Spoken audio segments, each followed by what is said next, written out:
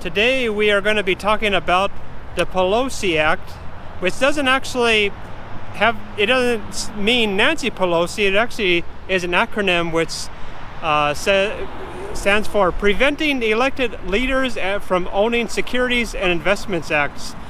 Basically, they have to put their accounts in a blind trust, and they can't own individual stocks. They can own mutual funds, they can own ETFs, and that's actually a good idea. But here's the problem with this idea. The mindset is we want to make sure that public officials are not basically doing what Nancy Pelosi's husband was doing, like basically choosing individual stocks, calls and puts, and making a fortune out of it. People are saying, hey, that's not unfair. I don't have all that knowledge that Nancy Pelosi has, and I can't buy all these stocks before some legislation is going into effect. So some people are saying, hey, there's the Pelosi Act, and it's going to be very popular with voters. Voters love this, but you know what? Voters like term limits too, and do you see Congress passing that in overwhelming numbers? Nope. So here's the thing. If you're going to pass something like the Pelosi Act, it has to be something that politicians also will want, because it has to be in their best interest, not only the public's best interest, because they all are looking out for themselves first. So probably one of the best ideas would instead of blocking them from trading stocks, you require them to have some kind of code in their brokerage account which reveals exactly what they're doing at that second, because right now it's a 45-day delay. So if a member of Congress buys a stock, you don't really know about it for 45 days, and even then it's based on voluntary compliance. It's based upon whether they fill out the form, and there are a number of members of Congress who actually have not filled out the form properly or completed it at all, so that's also a problem. So if you force them to actually disclose exactly what they're doing, you at least would allow the creation of ETFs that would basically just buy anything that members of Congress buy. And you kind of wonder if there would be an advantage over the long run if that happened, because information would flow and these stocks would probably surge a bit, but I don't know if there would be an advantage of trading because the algorithms would be so quickly. What do you think, Danny? It's an interesting idea, and they're trying to fix this problem. It's been a real problem, but I think at least it's a start, because right now it's really, really terrible just to have someone that can manipulate things the way that Nancy Pelosi did, I think. Oh yeah, that's true.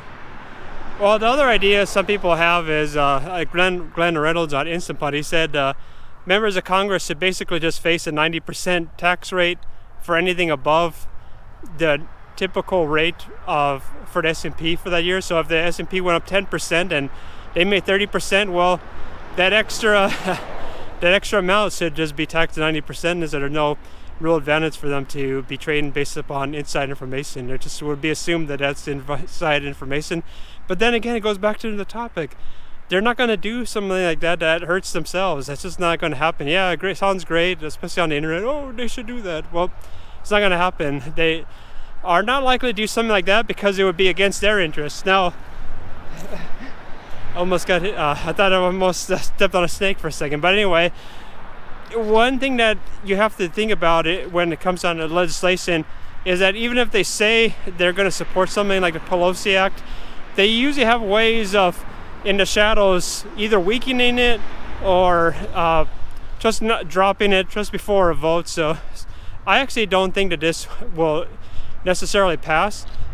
The other issue is that, let's face it, politically, a lot of people who have been caught, like Nancy Pelosi, there is not really any political consequence to doing this, because if voters just keep re-electing certain people, then there's not a lot that can be done, because people in certain districts, they don't really think that's enough of a problem for them to remove that person. So perhaps you could argue that the House can adopt the rule, you can't trade, and if they do, they'll vote to remove that person. But then again, that goes back to the other idea that they're not going to do that because people like the idea of trading on inside information. So that's not likely to be the case. But there's another way to remove this as being a big issue.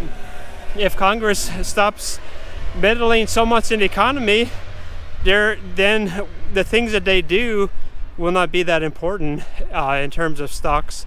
Their legislation wouldn't have any impact on stocks because they wouldn't be doing a whole lot, so there would not be anything to trade on. If all they were doing was basically funding, changing the names of post offices and having a national defense and all that stuff, and just basically supporting the bare minimum of what a federal government should do, I doubt that they would become so rich trading stocks, because there just wouldn't be a whole lot to trade based upon. It's sort of like what I do. I don't have anything to do with the federal government, so I don't have any inside information. So that's basically the world a lot of people would like. I don't know if that would be what people get though. So let me know what you think about the Pelosi Act in the comments below, and click like. It really helps with the Google algorithm, and I'll see you in the next video.